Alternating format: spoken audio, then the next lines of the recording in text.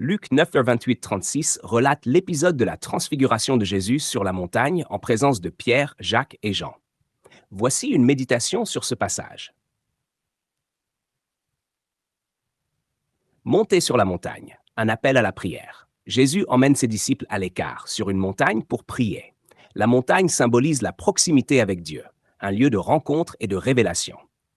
Cela nous rappelle l'importance de prendre du temps pour la prière, pour nous retirer du tumulte quotidien et écouter Dieu. La transfiguration, une révélation de la gloire du Christ. Pendant la prière, l'apparence de Jésus change, son visage devient lumineux et ses vêtements éclatants. Cela révèle sa divinité et anticipe sa résurrection. Ce moment montre que la souffrance et la croix ne sont pas la fin, mais qu'il y a une gloire promise à ceux qui suivent Jésus. 3. Moïse et Élie.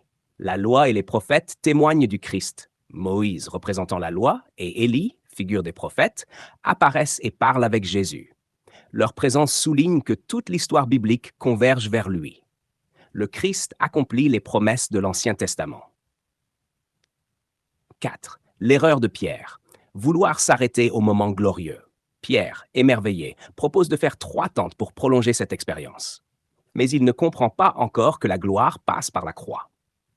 Comme Pierre, nous pouvons être tentés de rester dans les moments de consolation spirituelle sans accepter les épreuves nécessaires à notre transformation. 5. La voix du Père.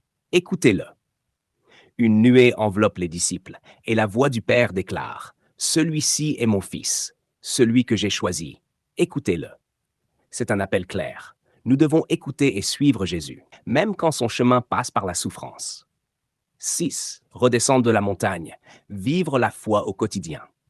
Après cette expérience spirituelle forte, les disciples redescendent. Comme eux, nous sommes appelés à témoigner de notre foi dans la vie quotidienne, avec ses défis et ses épreuves. Piste de réflexion.